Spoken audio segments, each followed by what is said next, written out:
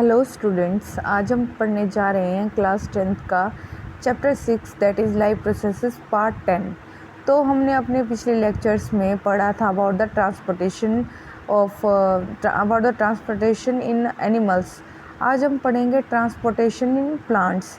तो बच्चों, यह एक बहुत ही इम्पोर्टेंट टॉपिक है जो कि एग्ज़ाम में बहुत बार पूछा भी जाता है और कॉम्पिटिटिव अगर देखा जाए तो कॉम्पिटिटिव एग्ज़ाम्स में भी इसमें बहुत से क्वेश्चंस निकल कर आते हैं। तो अब हम शुरू करने जा रहे हैं transportation in plants.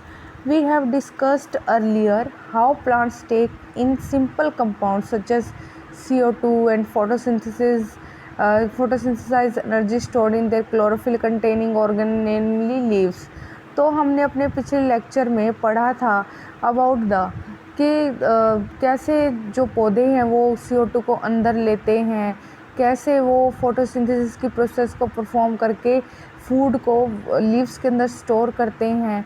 The other kinds of raw material needed for building plant body will also have to be taken up separately. और दूसरे मटेरियल्स जो रॉ मटेरियल्स जो उन्हें खाना बनाने के लिए चाहिए वो कैसे वो अपने बॉडी में लेते हैं। For plants the soil is the nearest and richest source of raw material like nitrogen, phosphorus and other material। अगर देखा जाए तो प्लांट्स को ये रॉ मटेरियल मिलते कहाँ से हैं, जैसे अगर बात की जाए मिनरल्स की, नाइट्रोजन, फॉस्फोरस, ये सभी मिनरल्स प्लांट्स को मिलते हैं मिट्टी से। The absorption of this substances therefore occur through the part in contact with the soil. तो बच्चों, मिट्टी में अगर पूछा जाए तो मिट्टी के कांटेक्ट में पौधे का कौन सा भाग होता है, तो ऑब्वियस है वो रूट होता है। रूट क्या करती है, सॉइल में से वाटर एंड मिनरल को एब्जॉर्ब करती है। तो बच्चों, if the distances between soil contacting organ and chlorophyll containing organ are small, energy and raw material can easily diffuse to all parts of the plant body.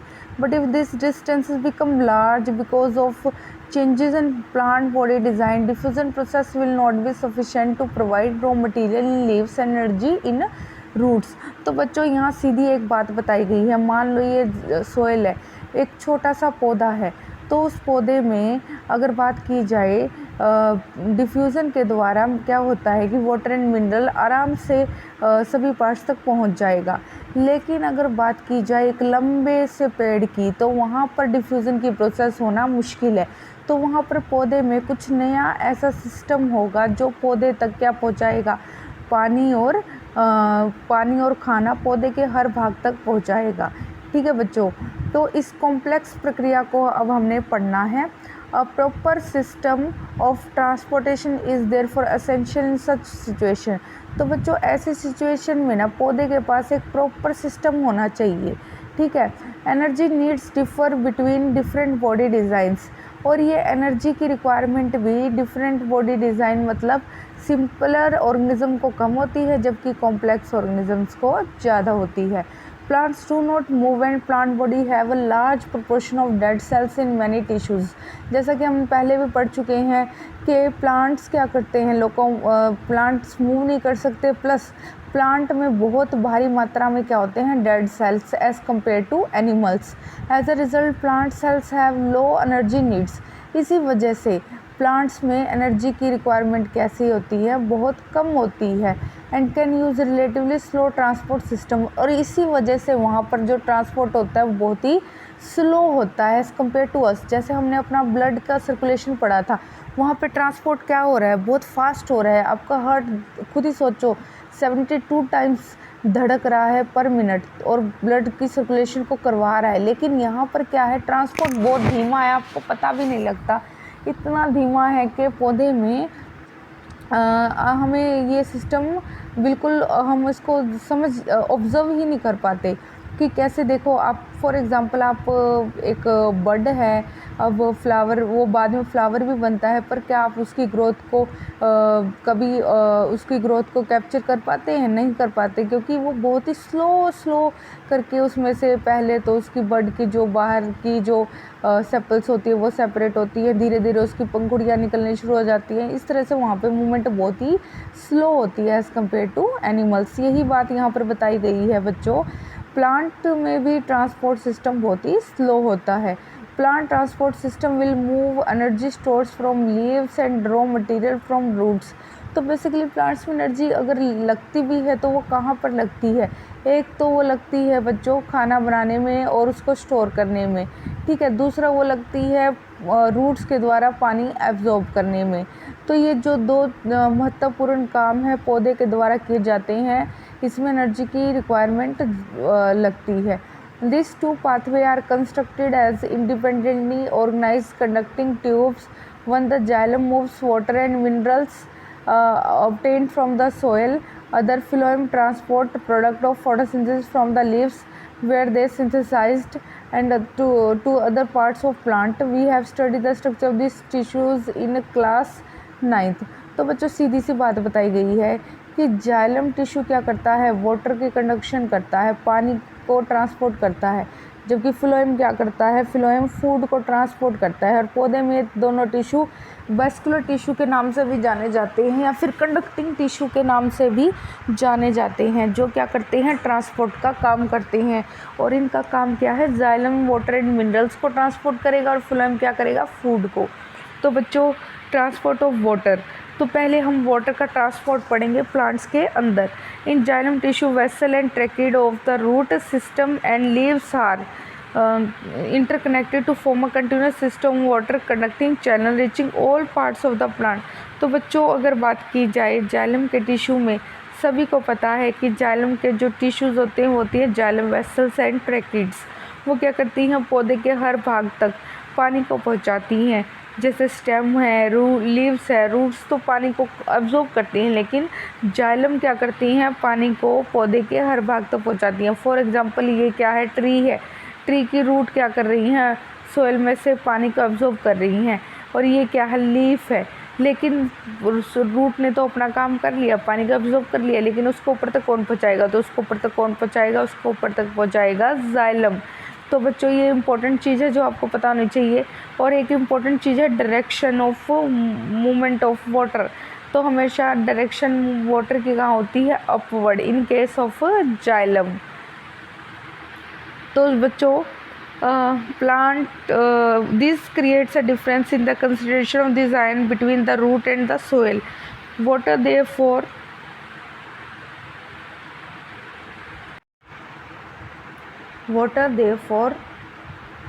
moves into the root from the soil to eliminate this difference। तो बच्चों यहाँ सीधी बात बताई गई है diffusion के बारे में। फॉर एग्जांपल रूट है, रूट क्या कर रही है, ये सोइल है, सोइल में ये क्या है, वाटर मिनरल्स हैं। तो रूट क्या करेगी, वो मिनरल्स को एब्जॉर्ब करेगी। तो आयंस जब अंदर जाएंगे तो बाहर के कंपैरिजन में क्या होगा, there is a gradient setup. Gradient मतलब दो के बीच का डिफरेंस। यहाँ पर दो के बीच का डिफरेंस आ गया, आयन अंदर चले गए तो अंदर की कंसंट्रेशन क्या होगी, अंदर पानी कम हो गया और आयंस ज़्यादा हो गए तो ऑटोमेटिकली वाटर क्या करेगा, मूव करेगा, वो भी अंदर जाएगा साथ में आयंस के, ताकि कंसंट्रेशन ग्रेडियंट क्या हो जाए, बराबर हो जाए। तो बच्चों यहाँ पर यही बताया गया है कि एक तो नॉर्मल डिफ्यूज़न की प्रोसेस होती है जिसके द्वारा क्या होता है, अपना पानी अंदर जाता है। लेकिन और अगर ये तो सिंपल प्लांट्स की बात होती है कि जिनमें इस प्रक्रिया के द्वारा पानी चला जाता है, लेकिन बात उनकी है जो बड़े बड़े पेड़ हैं, वहाँ पर डिफ्यूज़न की प्रोसेस सक्सेसफुल नहीं रहती। तो ऐसे केस में प्लांट्स के पास दूसरा मेथड होता है पानी को ऊपर तक पहुँचाने का। However, this pressure by itself is unlikely to be enough to move water over the heights that we commonly see in plants. Plant use another strategy to move water in the xylem upward to the highest point of the plant body. तो ऐसे case में बच्चों पानी को ऊपर जाने के लिए एक अलग तरीका अपनाना पड़ता है। दैट इज़, अब हम आगे पढ़ेंगे, ये जो दूसरा तरीका है, provided that the plant has an adequate supply of water, the water is lost through the stomata is replaced by water from the xylem vessel in the leaf. In fact, evaporation of water molecule from the cells of leaf creates a suction which pulls water from the xylem cells of root. The loss of water in the form of vapor from the aerial part of the plant is known as transpiration। तो बच्चों ये बहुत ही आसान बात बताई गई है। देखो ये तना है, तने में क्या होता है इसका कनेक्शन किसके साथ है? लीफ के साथ है।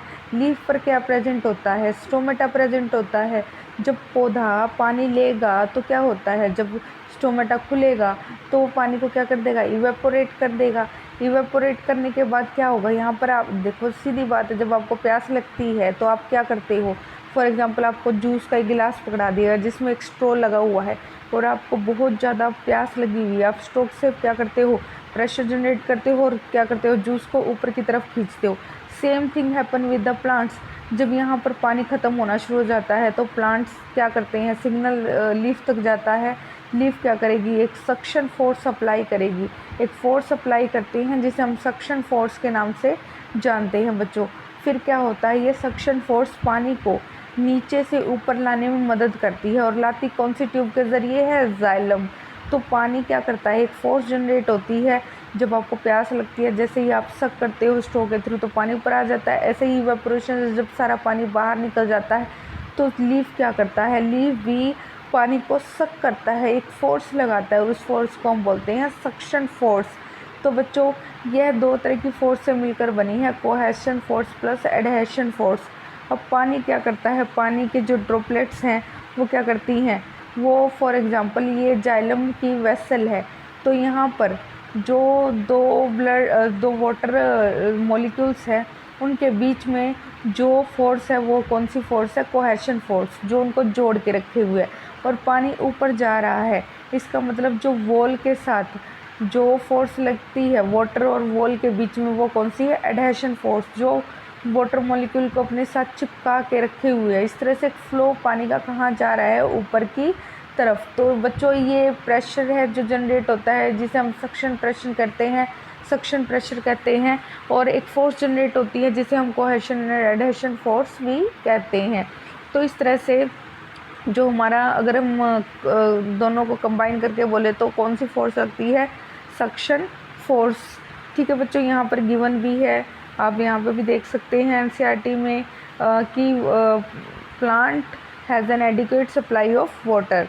प्लांट को रूट के द्वारा पर्टिकुलर कंटिन्यूटी में पानी पहुँचाया जा रहा है।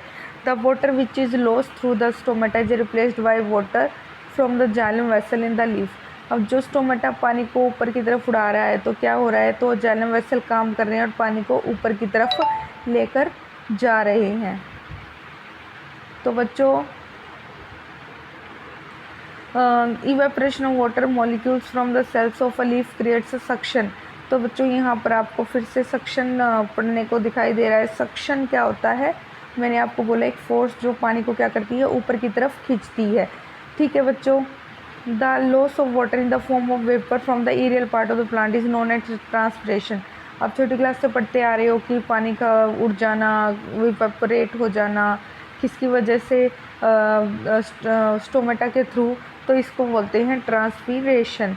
This transpiration help in absorption and upward movement of water and mineral dissolve in it from roots to the leaves. तो बच्चों, सीधी सी बात बताई गई है कि ट्रांसपीरेशन के फंक्शंस क्या हैं? एब्जॉर्प्शन करना पानी को और उसको कहाँ तक बचाना? ऊपर तक पहुँचाना।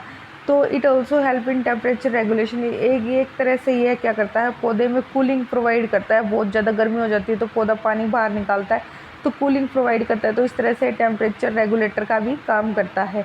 The effect of root pressure in the transport of water is more important at night. तो बच्चों, यहाँ से इम्पोर्टेंट चीज़ बताई गई है कि क्या होता है कि मैंने जैसे आपको बताया था, छोटे पौधे होते हैं उनमें तो डिफ्यूज़न की प्रोसेस से काम चल जाता है। पानी जो पहुंचाना होता है डिफ्यूज़ हो जाता है।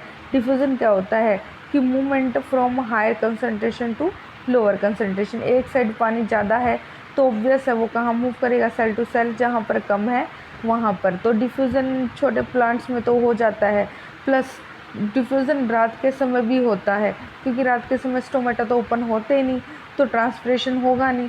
तो ऐसे समय में डिफ्यूज़न होगा रात के समय। और the effect of root pressure of transport is more important at night.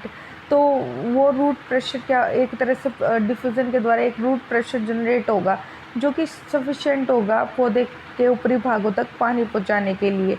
ये तो सिर्फ नाइट की बात थी, लेकिन दिन के समय जो एक्टिव प्रोसेस होगी वो ट्रांसपिरेशन ही है। तो during the day when the stomata are open the transpiration pull become the major driving force in the movement of water in the xylem. तो दिन के समय स्टोमेटा ट्रांसपिरेशन करते हैं और इस तरह से पानी बहुत ही ज़्यादा भारी मात्रा में कहाँ जाता है, ऊपर की तरफ।